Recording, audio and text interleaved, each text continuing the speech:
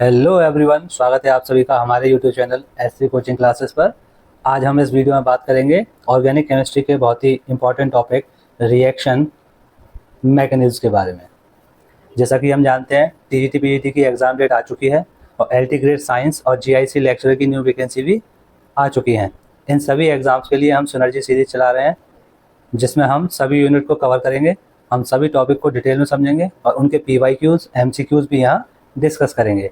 हमारी कोशिश है कि हम आपके लिए अच्छे से अच्छा कंटेंट प्रोवाइड करा सकें, जिससे आने वाले एग्ज़ाम में आपकी हेल्प हो सके। आपको हमारी वीडियोस अच्छी लग रही हैं तो इन्हें लाइक ज़रूर करें और हमारे चैनल को सब्सक्राइब भी ज़रूर कर लें, ताकि आने वाली वीडियोस आपके पास सबसे पहले पहुंचती रहें। तो चलिए शुरू करते हैं आज का हमारा टॉपिक रिएक्शन मैकेनिज्म। इसके इंट्रोडक्शन की बात करें तो रिएक्शन मैकेनिज्म क्या होती है? It gives detail step by step description of progress of reaction. Reaction mechanism क्या बताती है कि कोई रिएक्शन कितने स्टेप्स में हो रही है। क्या रिएक्टेंट डायरेक्ट कन्वर्ट हो जाता है प्रोडक्ट में, या बीच में कोई ट्रांजिशन स्टेट बनती है, या कोई इंटरमीडिएट फॉर्म हो रहा है। ये सब हम डिस्कस करते हैं रिएक्शन मैकेनिज्म में। और अगर हम सिंपल वे में कहें कि कोई रिएक्शन मैकेनिज्म होती क्या है, तो हम कह सकते हैं old covalent bond is broken and new covalent bond is form.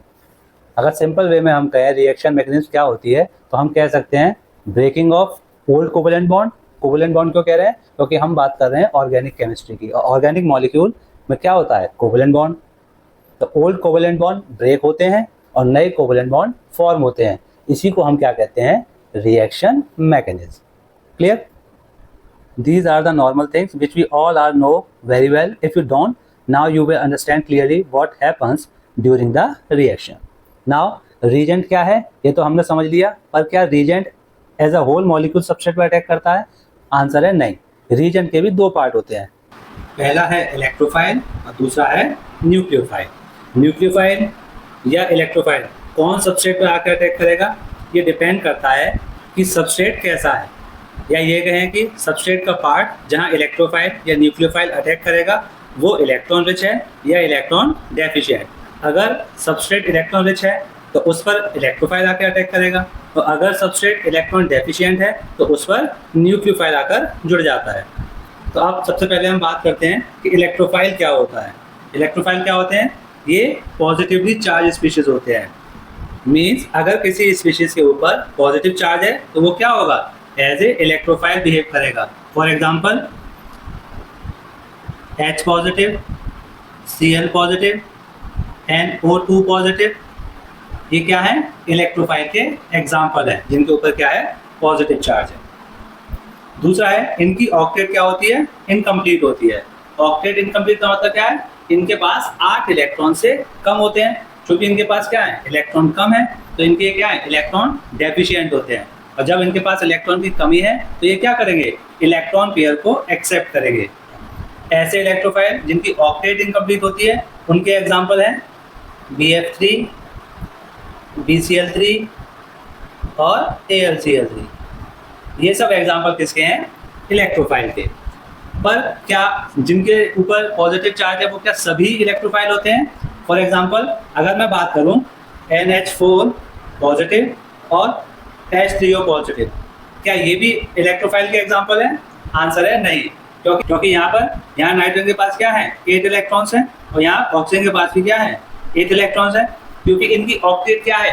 Complete है, तो ये इलेक्ट्रॉन पेयर को एक्सेप्ट नहीं कर सकते, इसीलिए ये इलेक्ट्रोफाइल की तरह बिहेव भी नहीं करते। तो ये इलेक्ट्रोफाइल के एग्जाम्पल यही नहीं है। अब बात करते हैं न्यूक्लियोफाइल क्या होते हैं। ऐसे स्पीशीज जिनके ऊपर क्या होगा? नेगेटिव चार्ज होगा। ऐसे स्पीशीज जिनके ऊपर क्या होता है? नेगेटिव चार्ज होता है, वो क्या कहलाते हैं? न्यूक्लियोफाइल। एग्जाम्पल हैं H negative, halogens, OH negative, Cn negative. ये किसके एग्जाम्पल हैं? ऐसे स्पीशीज जिनके ऊपर क्या है? नेगेटिव चार्ज, वो क्या होते हैं? ऐसे न्यूक्लियोफाइल बिहेव करते हैं। दूसरा है इनकी ऑक्टेट क्या होती है? कंप्लीट होती है या एक्सपेंडेड होती है। यानी जिनके पास क्या होगा? 8 से ज्यादा इलेक्ट्रॉन हो या 8 इलेक्ट्रॉन हो, वो क्या है? एज ए न्यूक्लियोफाइल बिहेव कर सकते हैं। क्योंकि इनकी ऑक्टेट क्या है? कंप्लीट है, तो ये क्या कर सकते हैं? इलेक्ट्रॉन पेयर डोनेट कर सकते हैं। ऐसे एग्जाम्पल जो इलेक्ट्रॉन पेयर डोनेट करते हैं और न्यूक्लियोफाइल की तरह बिहेव करते हैं, उनके एग्जाम्पल हैं अमोनिया और वाटर। ये सभी क्या हैं? न्यूक्लियोफाइल के एग्जाम्पल होते हैं। तो जैसा अभी हमने पढ़ा कि रिएक्शन के दौरान रिएक्टेंट आपस में रिएक्ट करके प्रोडक्ट बनाते हैं। रिएक्टेंट प्रोडक्ट में दो तरह से कन्वर्ट हो सकता है। कैसे? हमने पढ़ा कि रिएक्टेंट क्या करता है, आपस में रिएक्ट करता है, क्या बनाता है, प्रोडक्ट। रिएक्टेंट का प्रोडक्ट में कन्वर्जन दो तरह से पॉसिबल है। पहला, रिएक्टेंट या तो क्या करे, ट्रांजिशन स्टेट बनाए, और ट्रांजिशन स्टेट से क्या करेगा, प्रोडक्ट में कन्वर्ट होगा। ट्रांजिशन स्टेट क्या होती है, जब सबस्ट्रेट पर रीजन अटैक करता है तब बॉन्ड ब्रेकिंग और बॉन्ड फॉर्मेशन एक साथ हो रहा होता है। इस कंडीशन को हम क्या कहते हैं, ट्रांजिशन स्टेट। तो रिएक्टेंट जब ट्रांजिशन स्टेट के थ्रू प्रोडक्ट में कन्वर्ट होता है तो ऐसा प्रोसेस वन स्टेप प्रोसेस होता है। क्या होता है, वन स्टेप प्रोसेस होता है। और अगर रिएक्टेंट पहले कन्वर्ट हो किसमें, इंटरमीडिएट में, और फिर इंटरमीडिएट कन्वर्ट हो किसमें, प्रोडक्ट में। इस तरह के प्रोसेस में क्या होता है, टू स्टेप या more than two step process होता है। अगर एक इंटरमीडिएट बनता है तो वो टू स्टेप प्रोसेस होगा।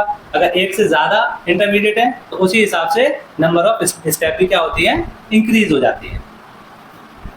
क्लियर? तो रिएक्टेंट प्रोडक्ट में दो तरह से कन्वर्ट हो सकता है, आइदर ट्रांजिशन स्टेट के थ्रू या पहले इंटरमीडिएट बनेगा और फिर प्रोडक्ट बनेगा। इन इंटरमीडिएट्स को हमें क्या करना है, आज की इस वीडियो में हमें वन बाय वन डिस्कस करना है। तो बात करते हैं कि रिएक्शन इंटरमीडिएट्स क्या होते हैं। They are highly reactive short lived species which consume before completion of reaction. यानी ऐसी स्पीशीज जो हाईली रिएक्टिव होती हैं, रिएक्शन के दौरान थोड़े समय के लिए बनती हैं और रिएक्शन के दौरान ही बनती हैं और वहीं क्या होती हैं, कंज्यूम भी हो जाती हैं। ऐसी स्पीशीज को हम क्या कहते हैं, इंटरमीडिएट। और हमें इस वीडियो में क्या करना है, ये 6 तरह के इंटरमीडिएट्स हैं जिन्हें हमें वन बाय वन पढ़ना है। First carbocation, carbanion, then carbon free radical, carbene, benzyne and last nitrene. इन सबको हम वन बाय वन डिस्कस करेंगे। तो पहला इंटरमीडिएट है कार्बोकैटायन। कार्बोकैटायन क्या होता है, ऐसी स्पीशीज जिसमें कार्बन के ऊपर क्या होगा, पॉजिटिव चार्ज होता है। और ये पॉजिटिव चार्ज कहाँ होगा, एम्प्टी पी ऑर्बिटल में, जिसे हम क्या कहते हैं, वेकेंट पी ऑर्बिटल में रहता है। अगर हम इसके स्ट्रक्चर की बात करें तो इसमें क्या है, 3 बॉन्ड पेयर है और 0 लॉन पेयर है। तो 3 बॉन्ड पेयर का मतलब क्या हो गया, टोटल इसमें कितने होंगे, 6 इलेक्ट्रॉन होंगे। तो हम कह सकते हैं कि कार्बोकैटायन 6 इलेक्ट्रॉन स्पीशीज होता है। 3 बॉन्ड पेयर है, 0 लॉन पेयर, तो इसकी हाइब्रिडाइजेशन क्या होगी, sp2 हाइब्रिडाइजेशन होगी। और sp2 हाइब्रिडाइजेशन है तो शेप क्या होगी, ट्राइगोनल प्लेनर। चूंकि इसके पास क्या है, 6 इलेक्ट्रॉन है, इसकी ऑक्टेट क्या है, इनकम्प्लीट है, इसीलिए क्या है, एज ए इलेक्ट्रोफाइल बिहेव करता है। और इसमें सभी इलेक्ट्रॉन्स क्या है, पेयर्ड है, कोई भी अनपेयर्ड इलेक्ट्रॉन नहीं है, इसीलिए क्या होगा, डायमैग्नेटिक इन नेचर होगा। क्लियर? अगर हम बात करें कि कार्बोकैटायन जनरेट कैसे होते हैं, तो फर्स्ट है action of acid on alcohol. अगर हम किसी एल्कोहल पर फॉर एग्जांपल C2H5OH यानी इथेनॉल की रिएक्शन क्या करें, एसिड से कराएं, तो क्या होगा, ऑक्सीजन पे क्या होंगे यहाँ पर, लोन पेयर्स, ये क्या करेंगे, इस पर अटैक, क्या बनेगा, CH3CH2O, यहाँ पर एक आएगा लोन पेयर, क्योंकि एक लोन पेयर क्या हुआ, H पॉजिटिव अटैक किया, और यहाँ से इलेक्ट्रॉन डोनेट हुआ H पॉजिटिव को, तो यहाँ पर क्या आएगा, पॉजिटिव चार्ज। देन क्या होगा, यहाँ से वाटर मॉलिक्यूल निकलेगा और क्या बना देगा, CH3CH2 पॉजिटिव। तो ये क्या हुआ, इथाइल कार्बोकैटायन का जनरेशन हो गया। ठीक है। सेकंड है action of acid on alkene. अगर हम किसी एल्कीन की रिएक्शन एसिड से कराएं, जैसे इथीन है, इसकी रिएक्शन किससे कराते हैं, एसिड से, तो क्या होगा, ये आकर इस पर अटैक करेंगे और यहाँ से इलेक्ट्रॉन गए तो इस पर क्या आएगा, पॉजिटिव, और यहाँ आगे H जुड़ जाएगा, यहाँ का बनेगा ये CH3। तो ये भी क्या हुआ, कार्बोकैटायन का जनरेशन हुआ यहाँ पर। क्लियर? थर्ड है सॉल्वोलिसिस। सॉल्वोलिसिस क्या है, अगर हम alkyl halide for example methyl halide ले लेते हैं, अगर हम एल्काइल हैलाइड का क्या करा दें, सॉल्वोलिसिस करा दें या सॉल्वेशन कर दें, तो क्या होगा, ये टूटेगा CH3 पॉजिटिव और X नेगेटिव में, तो यहाँ भी क्या हो जाएगा, कार्बोकैटायन का जनरेशन हो जाएगा। नेक्स्ट है फ्रॉम एल्काइल डाई एजिनाइड। क्या होता है ये, CH3 N2 को हम क्या कहते हैं, एल्काइल डाइएजेनाइड। अगर हम इसको क्या करते हैं, हीट करते हैं, तो क्या होगा, यहाँ बनेगा CH3 पॉजिटिव और क्या होगा, नाइट्रोजन गैस रिमूव हो जाएगी। इस तरह से यहाँ भी क्या होगा, कार्बोकैटायन का जनरेशन हो जाएगा। अगर हम बात करें स्टेबिलिटी ऑफ कार्बोकैटायन की, तो सबसे ज्यादा स्टेबिलिटी किसकी होती है, जिसमें क्या है, 3 साइक्लोप्रोपाइल की रिंग लगी हुई है, देन 2 साइक्लोप्रोपाइल की रिंग वाला और देन 1 साइक्लोप्रोपाइल। उसके बाद क्या आएगा, ट्राइफेनाइल कार्बोकैटायन, देन बाइफेनाइल, और उसके बाद आएगा ये क्या है, 3 डिग्री कार्बोकैटायन है, ये है बेंजाइल, फिर एलाइल। देखिए आना क्या चाहिए था, बेंजाइल कार्बोकैटायन पहले आना चाहिए था 3 डिग्री से, लेकिन बेंजाइल से ज्यादा स्टेबल कौन होता है, 3 डिग्री कार्बोकैटायन। क्यों, क्योंकि यहाँ पे क्या है, 9 अल्फा हाइड्रोजन है, 9 अल्फा हाइड्रोजन है, तो क्या होगा यहाँ पर 9 हाइपर कॉन्जुगेटेड स्ट्रक्चर बनेंगी, तो ये स्लाइटली स्टेबल हो जाता है किससे, बेंजाइल से। बेंजाइल के बाद क्या है, एलाइल, देन 2 डिग्री, फिर 1 डिग्री, और फिर ये क्या है, मिथाइल। मिथाइल कार्बोकैटायन सबसे लास्ट में आएगा। तो ये है overall stability of carbocation. Clear. Next intermediate है कार्बेनाइन। कार्बेनाइन क्या होता है, ऐसी स्पीशीज जिसमें कार्बन के ऊपर क्या होगा, नेगेटिव चार्ज होगा, उसे हम क्या कहते हैं, कार्बेनाइन। स्ट्रक्चर में देखें तो यहाँ पे क्या है, 3 बॉन्ड पेयर हैं और एक क्या है, लोन पेयर है। 3 बॉन्ड पेयर का मतलब 6 इलेक्ट्रॉन और एक लोन पेयर का मतलब 2 इलेक्ट्रॉन। तो टोटल कितने इलेक्ट्रॉन्स है इसमें, 8 इलेक्ट्रॉन्स। तो ये कार्बोनाइन क्या होती है, 8 इलेक्ट्रॉन स्पीशीज होती है। क्योंकि इसमें क्या है, 3 बॉन्ड पेयर, एक लोन पेयर, तो इसकी हाइब्रिडाइजेशन क्या होगी, sp3 हाइब्रिडाइजेशन हो जाएगी। और स्ट्रक्चर क्या होगा या शेप का है, तो ये हो जाएगी पिरामिडल, जैसे अमोनिया की होती है।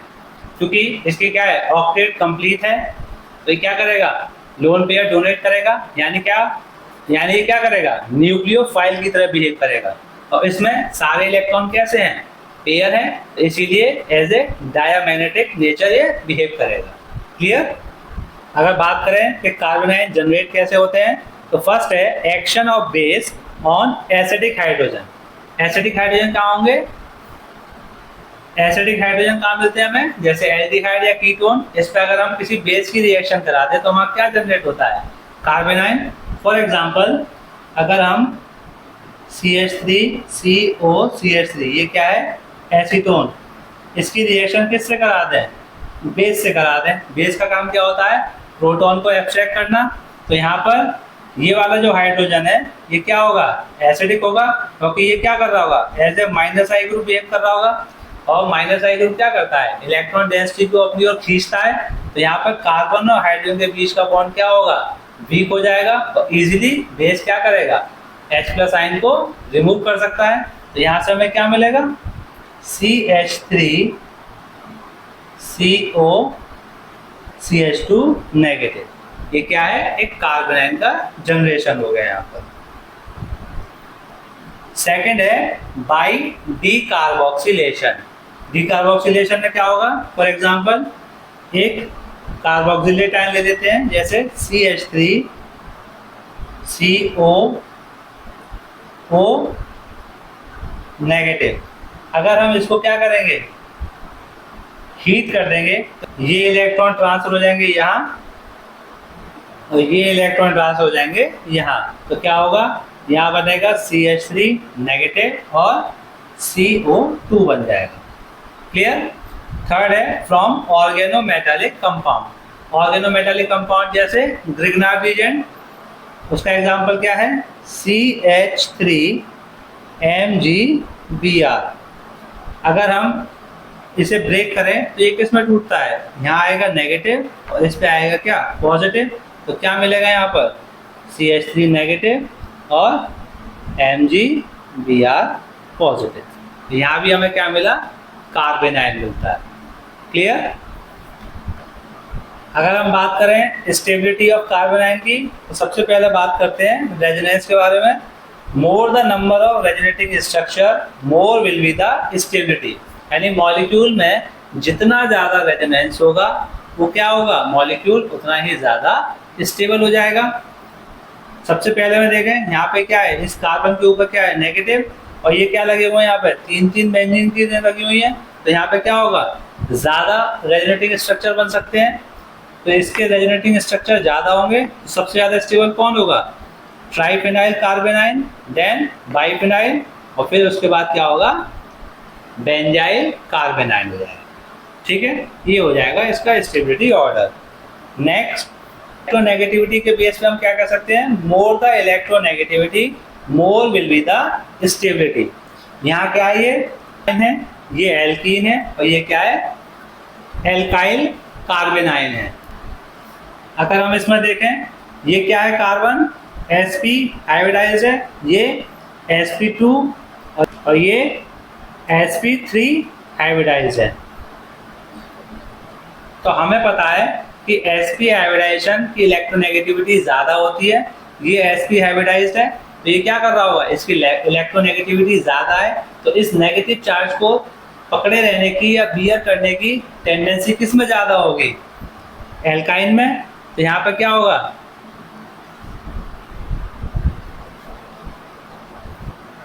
तो सबसे ज्यादा स्टेबल कौन हो जाएगा? ये। इसके बाद क्या आएगा? ये वाला। तो ऑर्डर क्या हो जाएगा? Alkyne, alkene, then alkyl carbanion का स्टेबिलिटी का ऑर्डर होगा ये। लास्ट स्टेबिलिटी की बात करें तो on the basis of inductive effect हम कार्बेनाइन की स्टेबिलिटी कैसे देख सकते हैं? यानी प्लस आई ग्रुप क्या करता है? डिक्रीज करता है स्टेबिलिटी ऑफ कार्बेनाइन। यानी जितना ज्यादा प्लस आई ग्रुप कार्बेनाइन पर लगा होगा उसकी स्टेबिलिटी क्या होगी? डिक्रीज होगी। क्यों होगा ऐसा? प्लस आई ग्रुप क्या करता है? इलेक्ट्रॉन रिलीज करता है, तो वो क्या कर रहा होगा? नेगेटिव चार्ज जिस कार्बन पर है उस पर इलेक्ट्रॉन डेंसिटी को इंक्रीज कर रहा होगा। कह सकते हैं magnitude of negative charge increase हो रहा होगा। और जितना ज्यादा मैग्नीट्यूड चार्ज का, चाहे वो नेगेटिव हो या पॉजिटिव हो, ज्यादा होगा उसकी स्टेबिलिटी क्या होती है? उतनी कम। तो यहाँ देखिए एक मिथाइल ग्रुप लगा हुआ है, ये यहाँ क्या है? 2 हैं, और यहाँ कितने हैं? 3 मिथाइल ग्रुप है। तो सबसे ज्यादा इलेक्ट्रॉन डेंसिटी कहाँ बढ़ रही होगी? जहाँ ज्यादा प्लस आई ग्रुप है। तो जहाँ यहाँ पे सबसे ज्यादा स्टेबल क्या हो जाएगा? ये, देन ये क्या है? 1 डिग्री, ये 2 डिग्री और ये 3 डिग्री कार्बोनाइल। तो स्टेबिलिटी का ऑर्डर हो जाएगा ये। क्लियर? थर्ड इंटरमीडिएट है कार्बन फ्री रेडिकल। क्या होते हैं ये? ऐसी स्पीशीज जिनमें कार्बन पे क्या होता है? एक ऑड इलेक्ट्रॉन होता है, और ये ऑड इलेक्ट्रॉन कहाँ होता है? अनहाइब्रिडाइज्ड ऑर्बिटल में होता है, क्योंकि इसके पास क्या है? 3 बॉन्ड पेयर है। 3 बॉन्ड पेयर का मतलब 6 इलेक्ट्रॉन। एक क्या है? एक ऑड इलेक्ट्रॉन है। तो टोटल इसके पास कितने हो गए? 7 इलेक्ट्रॉन इसमें होते हैं, और इसके पास 3 बॉन्ड पेयर है, तो हाइब्रिडाइजेशन क्या हो जाएगी? sp2 हो जाएगी, और इसका शेप क्या हो जाएगा? Trigonal planar. इसके पास क्या है? 7 इलेक्ट्रॉन है, यानी इसकी ऑक्टेट क्या है? इनकम्प्लीट है। तो ये क्या होगा? एज ए इलेक्ट्रोफाइल बिहेव करेगा, क्योंकि इसके पास कोई चार्ज भी नहीं है, ना नेगेटिव है ना पॉजिटिव है। तो ये क्या होगा? एज ए न्यूट्रल इलेक्ट्रोफाइल की तरह बिहेव करता है। और इसके पास क्योंकि एक अनपेयर्ड इलेक्ट्रॉन है, तो ये कैसे बिहेव करेगा? एज ए पैरामैग्नेटिक ये बिहेव करता है। क्लियर?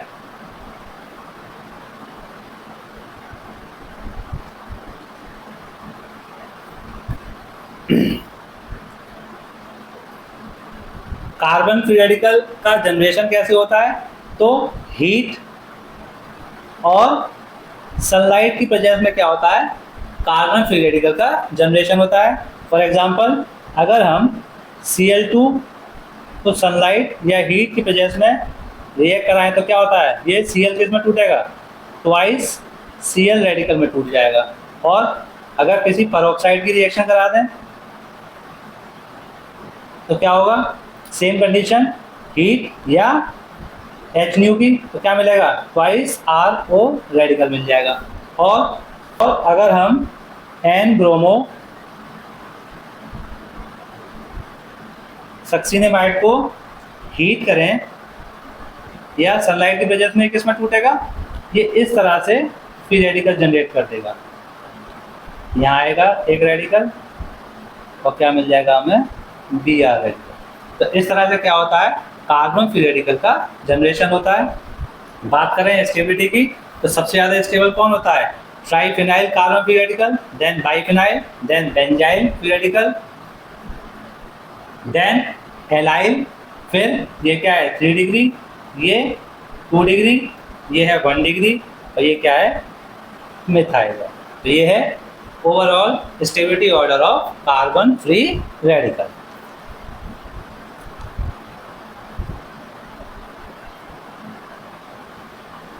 नेक्स्ट इंटरमीडिएट है कार्बीन। क्या होती है कार्बीन? जब कार्बन के पास क्या हो, 2 बॉन्ड पेयर और एक लोन पेयर, तो ऐसे स्पीशीज को हम क्या कहते हैं कार्बीन। इसमें टोटल कितने हैं 6 इलेक्ट्रॉन होते हैं, 2 बॉन्ड पेयर है एक लोन पेयर, तो ओवरऑल कितने होते हैं 6 इलेक्ट्रॉन। क्योंकि इसकी ऑक्टेट क्या है इनकम्प्लीट है, तो ये एक इलेक्ट्रोफाइल की तरह बिहेव करता है, इस पर कोई चार्ज नहीं होता नेगेटिव या पॉजिटिव, तो ये क्या है as a neutral electrophile behave करता है। कार्बीन भी 2 तरह की होती है, एक सिंगलेट और एक ट्रिपलेट।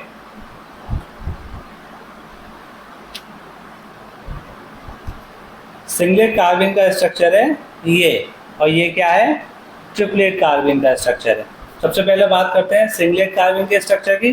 तो इसमें क्या है, ये 2 बॉन्ड पेयर है और एक क्या है लोन पेयर, और ये लोन पेयर क्या है एक पी ऑर्बिटल में पेयर्ड फॉर्म में रहता है। इसकी स्पिन मल्टीप्लिसिटी क्या होती है 0, स्पिन मल्टीप्लिसिटी क्या होती है 2s+1, या s की वैल्यू क्या होती है 0। तो ओवरऑल जो वैल्यू आती है 2s+1 की वो क्या आती है 1। इसीलिए हम क्या कहते हैं ये सिंगलेट कार्बीन है, क्योंकि इसके पास क्या है 2 बॉन्ड पेयर एक लोन पेयर, तो इसकी हाइब्रिडाइजेशन क्या होती है sp2।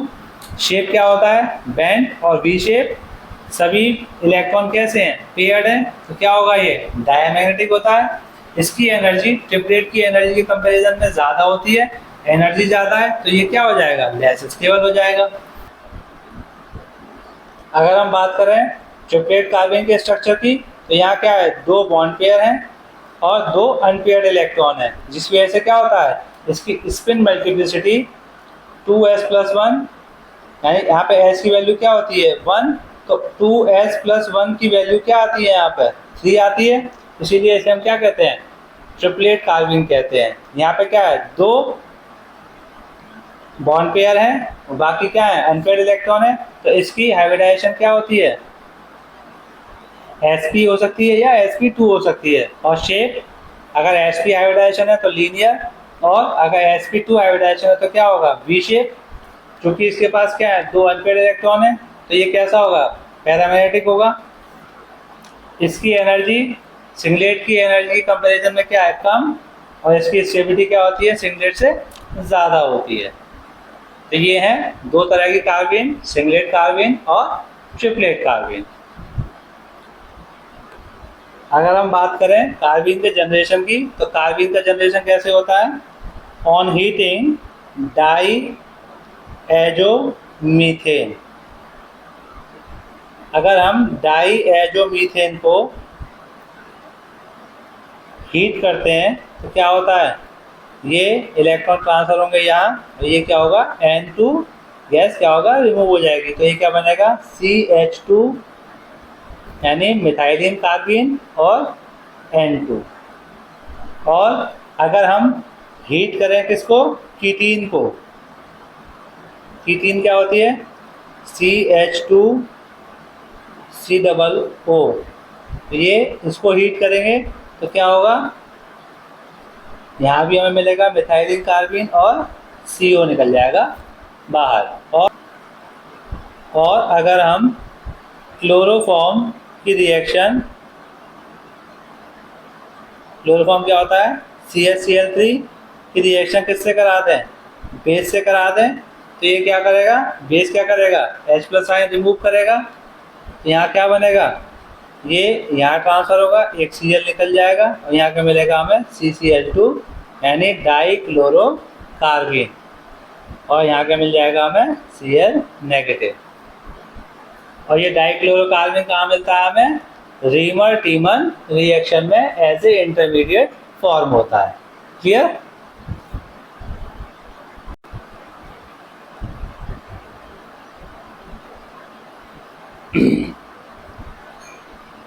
नेक्स्ट इंटरमीडिएट है बेंजाइन। बेंजाइन क्या है benzyne is a very different form of all 6 carbon atoms are sp2 hybridised. इसमें क्या है, सभी कार्बन कैसे होते हैं, sp2 हाइब्रिडाइज होते हैं। इसमें 3 पाई बॉन्ड्स होते हैं जो कि कैसे बनते हैं, p ऑर्बिटल्स के ओवरलैपिंग से बनते हैं। These pi bonds are completely delocalized in the benzene ring. However, sp2 hybrid orbital of 2 carbon atoms overlap in sideways manner to form a special pi bond. इसका स्ट्रक्चर देख लेते हैं, तब ये और चीज़ क्लियर हो जाएगी कि यहाँ लिखा हुआ क्या है। इसका स्ट्रक्चर क्या होता है, देखिए इसमें 6 कार्बन है और सभी क्या है, sp2 हाइब्रिडाइज है। दिखने में यहाँ पे क्या लग रहा है, इस कार्बन और इस कार्बन के बीच में हमें क्या दिख रहा है, ट्रिपल बॉन्ड दिख रहा है। इसके अकॉर्डिंग यहाँ पे हाइब्रिडाइजेशन कैसी होनी चाहिए थी, sp, लेकिन यहाँ हाइब्रिडाइजेशन क्या होती है, sp2, और यहाँ भी क्या होती है, sp2। ऐसा क्यों होता है, क्योंकि ये एक special kind of pi bond है, कंप्लीट पाई बॉन्ड नहीं है, क्योंकि यहाँ पे क्या है, p ऑर्बिटल की पुअर ओवरलैपिंग होती है, जिससे यहाँ हाइब्रिडाइजेशन sp नहीं होती, यहाँ पे हाइब्रिडाइजेशन क्या होगी, sp2 रहती है। क्लियर। तो ये स्ट्रक्चर होता है बेंजाइन इंटरमीडिएट का। अब बात करते हैं कि बेंजाइन इंटरमीडिएट बनते कैसे हैं।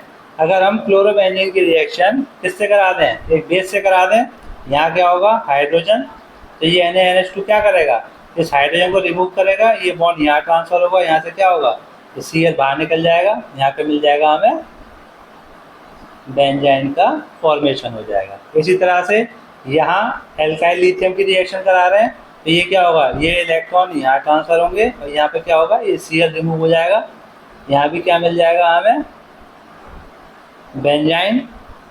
और यहाँ पे क्या है, यहाँ पे ये CO2 और या N2 दोनों कैसे हैं, लीविंग ग्रुप है। अगर हम हीट करेंगे तो क्या होगा, ये इलेक्ट्रॉन यहाँ, ये यहाँ पर, और यहाँ पे क्या होगा, ये N2 रिमूव हो जाएगा। तो यहाँ से हमें क्या मिलेगा, बेंजाइन और CO2 और N2। इस तरह से क्या होता है, बेंजाइन का फॉर्मेशन होता है। क्लियर।